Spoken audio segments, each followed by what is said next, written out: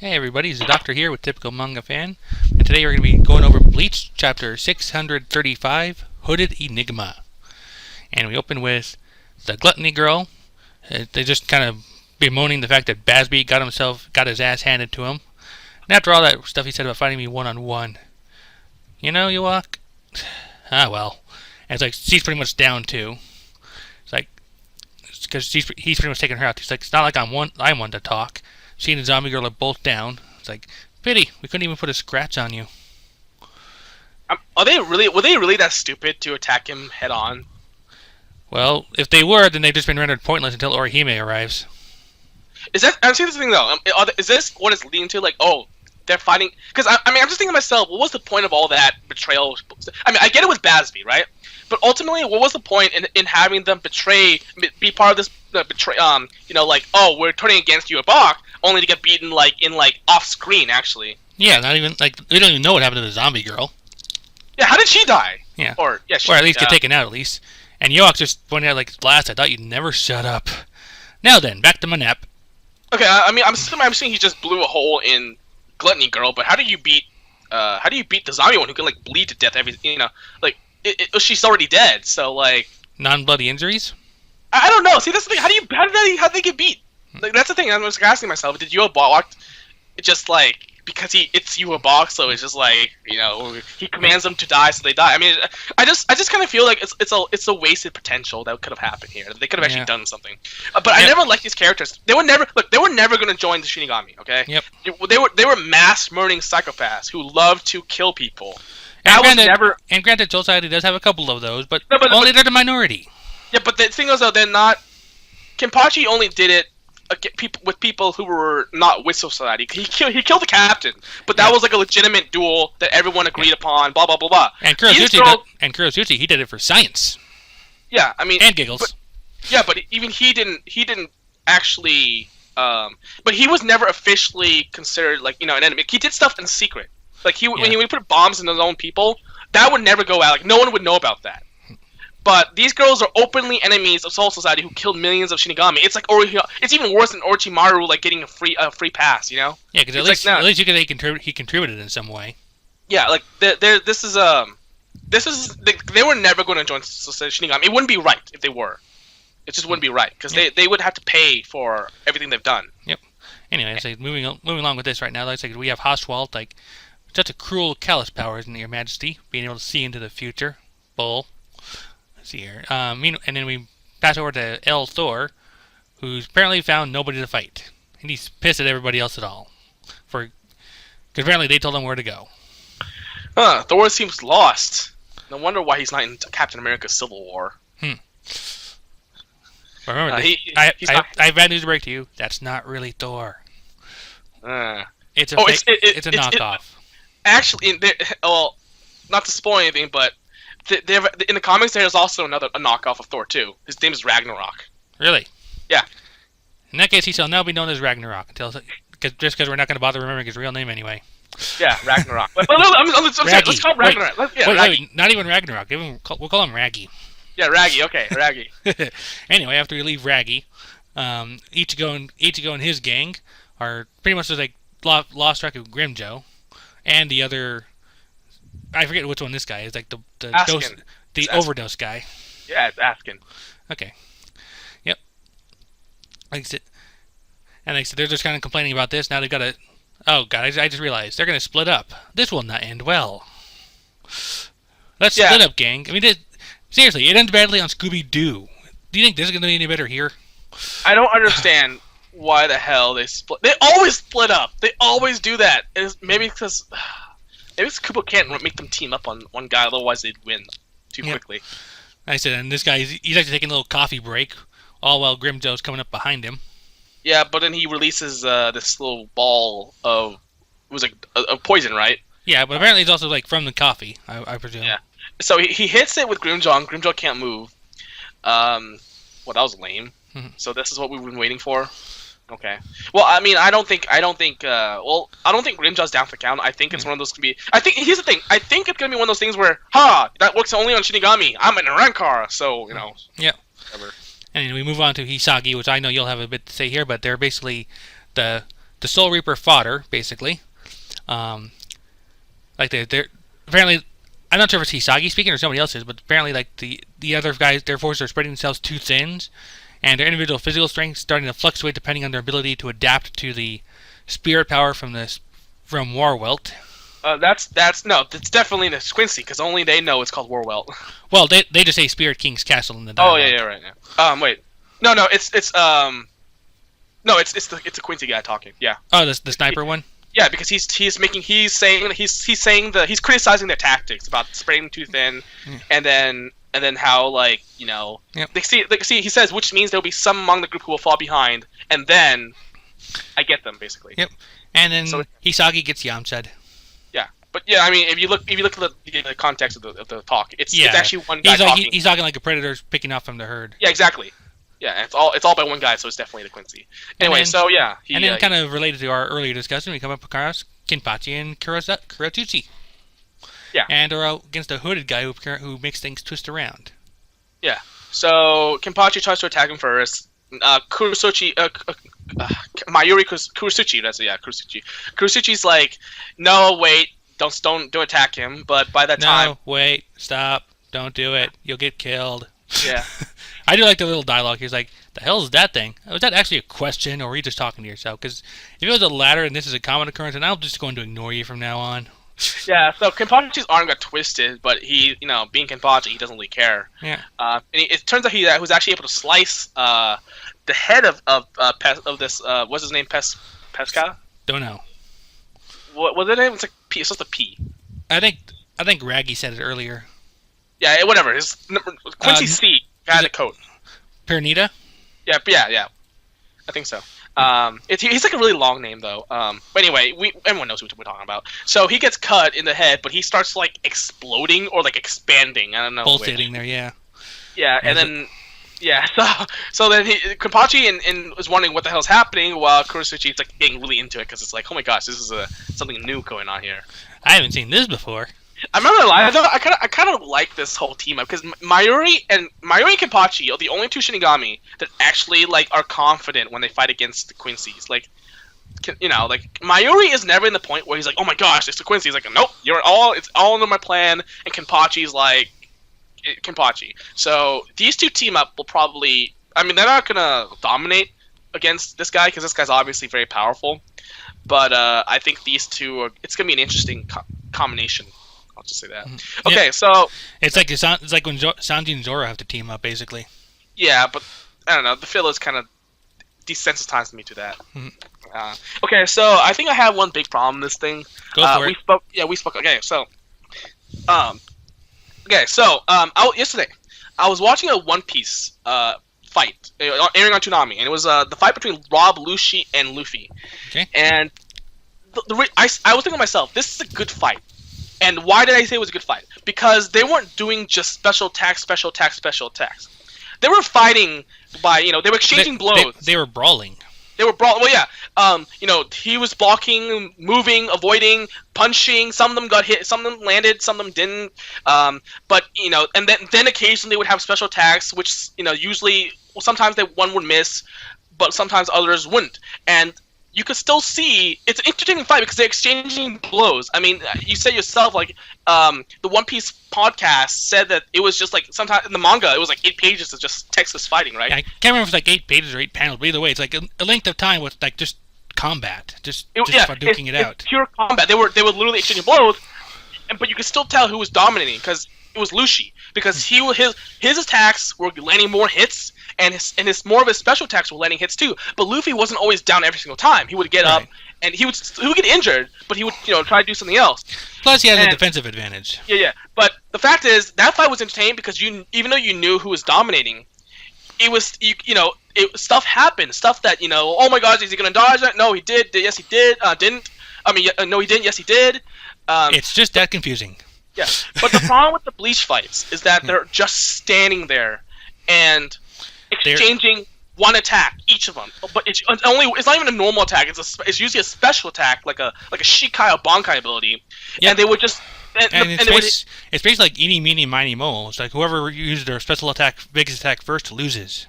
Yeah, but what happens is that one of them will use the attack, the other one gets hit, and it will look like the guy's beaten in one shot. But it turns out that guy wasn't even affected at all, and then he'll do exactly the same thing the other way around, and it'll keep switching like a freaking Yu-Gi-Oh card game with unlimited trap cards until like somebody. Well, not unlimited, but like a lot of trap cards until somebody eventually wins, and it's usually the guy who releases his like final ability last. Yeah, like you said, like we said it during the whole Ichibei fight.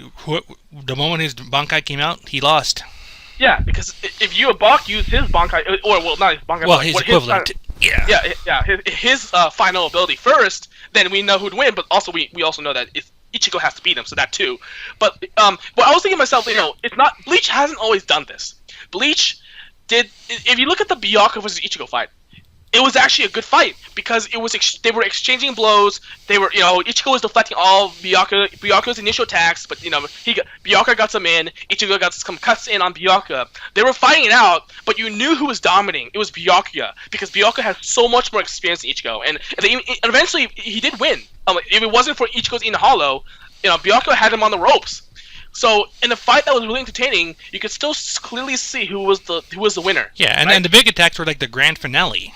Yeah, exactly. And that's fine. I mean, that's perfectly fine for me. Yeah, they were moving around a lot too, right? So you wasn't just they're fighting in the air too, if I remember right. Yeah. They weren't just staying there exchanging blows like there is now. And here's the problem, and this will come out to another to a problem that I kind of read in the comments. The reason why I kind of thought of this was because a lot of people complain about Hisagi in this chapter getting just getting sniped. Getting sniped for the third time. Okay. 3 times. The first time he got beaten in one shot by Masty and Asculin. Second time he was beaten off screen by a guy Mr. Cupid, who made him like fall in love with him and then controlled his mind. And the third time he gets one-shotted again. And let's face it, okay? It's not gonna be like Grinjaw, who might get up. This is a guy who was able to one shot or was really able to severely injure the Royal Guard, one of the Royal Guard members, okay? So clearly he's not.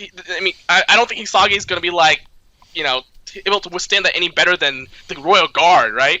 And the issue is that we have this hyping up of his Bankai too, and the fact that he gets eliminated just like that for no reason, in a panel, it doesn't. Okay.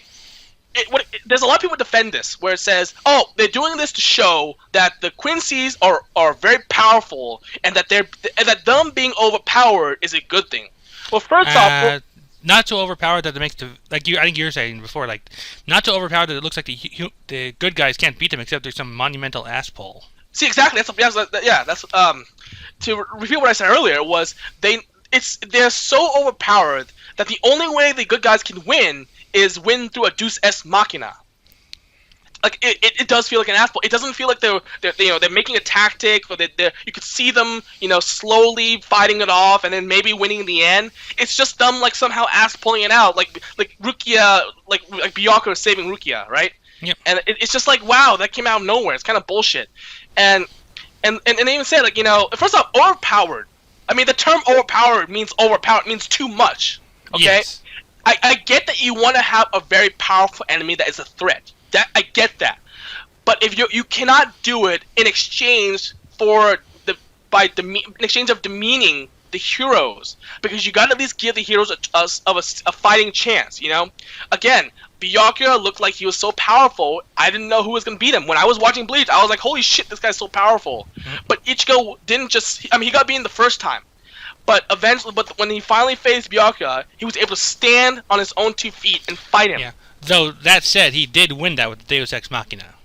Yeah, but he lost before Ichigo's Hollow came in. That's my point. Yeah, exactly. And also, you can also argue that the whole Inner Hollow thing was foreshadowed. So you can argue that because it did seem. And the fact is, the Kenpachi fight, they exchanged blows a little bit. Even though Kenpachi before the last blow was obviously dominating. But that's the thing, though. A lot of people are defending the Quincy's by being overpowered, but it's not fun. It's not fun watching a one-sided fight, because when I'm looking at all these, when I look at Hisagi getting destroyed by the Quincy's 3 times, I'm not thinking to myself, "Oh, look how powerful the Quincy's are. They must be they're such great villains." Yeah, I'm thinking to myself, you can only use the same guy as the jobber for so long. Yeah, but I'm only thinking to myself, wow, Hisagi's really weak, and what a lame ass disappointment to a guy who got his Bankai hyped up, right? I'm like, okay, fine, maybe him getting one shot once is okay, but it has to be like a really strong opponent. Him getting one shot at or really being off screen, either one 3 times in a row. And the third time's not even a fight. He just gets sniped from the distance. Yeah, and I don't think anyone notices. No, because he's like I said, he's picking out the ones that straggle behind. Yeah, and we all know those types of things where no one notices. How you pick them off one by one and no one notices. Like ninja style. And since the Quincy guy doesn't use bullets, it might not even make a sound too. So but yeah, I mean that's the thing though, and people saying like, oh, I don't know. Let's see, is there anything else I need to say? Because I think that pretty much sums it up though, right? Because yeah, I don't have anything special to bring up at this point. It's just I don't get some Bleach fans sometimes. Like, I get that you want to defend what you love, but this is one thing that Bleach it can't really do right, which is make fights interesting or without. And the problem is also it always ends with one. It takes a whole chapter to make out one attack, and it always ends on that cliffhanger. I was also watching the One Piece fight. And I was thinking to myself, okay, this one episode could have had like 19 cliffhangers. If it was animated or if it was drawn by Bleach, by Kubo, because every time they use like a lot of special attacks, and it seems like every time there's a special attack, there's always a cliffhanger. So I mean, because that was like during the Ichibei fight, like the Ichibei Yowak fight, like every chapter ended on whatever the current special attack was. Yeah, exactly, and it wasn't just that; it was always happening. It was it was Kenpachi fight 2. And it was the mask in the fight too. I mean, it's just it. See, that's the thing. Like, it's just a little. Oh yeah, people are complaining, but people complaining Kenpachi lost to. Okay, he didn't lose to the Imagination Kid. He won. Yeah. But they say, oh well, he got severely injured and he lost the girls. Well, they attacked him when he was down, when he was like really severely injured. Mm-hmm. It's ridiculous. And they even said like basically. Yeah, I think they even said like if he hadn't fought the guy first, they probably wouldn't have done it. Yeah, they pick people off when they're weak. It's a strategy, but I mean at the same time though, it's like, okay, if you take out all the strong opponents on the good side, why would I want to cheer for like how can you get me emotionally invested in cheering for the good guys if I know that they're just gonna get one shot every single time, unless they Ichigo, it's just we gotta make these fights more even, but also keep the fact that the Quincy's are threatening, but make the fights more even. Yeah, at least like to make them more like interesting to watch. I mean, like I said, like all of our complaints about these things getting dragged out stem from the simple fact that what we're describing here. Like each chapter is just like killing time until the next special attack. Yeah. Oh, your mic is. Okay, cool. Thanks. Okay. But I think. Yeah, I mean, me and the doctor had this little conversation before we recorded. I don't know if I missed anything, but I think I got most of it. Yeah, I think that covers most of what you were telling me on there. It's like everything I can remember myself on there at least. Yeah. I mean, like I said, it's like. I mean, like I said, there really isn't. I mean, I guess there is just what I would usually call a point A to B chapter, but there isn't all that much getting moved around just yet. I mean, my biggest beef with the chapter is the zombie and gluttony girls. I mean. Like I said, what's the point of them even doing anything if they just rush in head on and get killed? It seems like to me they're just there to make sure that Bozzy wasn't the only guy. But at the same time, even though we have, he may as well have been. Yeah, he may as well have been. I mean, maybe that would have made him even more special. Yeah. And like, I mean, they pretty much been rendered completely. It's like the whole thing when they were charging up the spirit door. Like the older stuff's been rendered pointless. And in this case, it's pointless until unless Orihime pops in later. Yeah. Yeah. So I don't know. I don't understand why. This is just it's just really not make much sense to me, or at least it seems such a waste. I think it's better worse. Yeah. Also, I like to mention that there's still one Quincy who's still alive down in the Shinique slash the Cerate slash Vani Rec world. It's the Power Girl, P Girl. Oh yeah. She's still alive. Really? Yeah, Gluttony Girl said she took her out, but she's still alive. All right. So she is actually still there. All right. Well, I think it's just Cerate now. I think the Vanderant got moved up to the Soul King's castle. Oh yeah, you're right. You are right. Yeah. There. Yeah. Alright, so like I said, that's mostly been our, well, I guess in this case it's really been mostly yours in this case, but our review of Bleach chapter 600 and, what is it there? I lost track of the number right there, sorry about that. Yeah, Bleach 635, Hooded Enigma. See here, go ahead and take us away. Bye.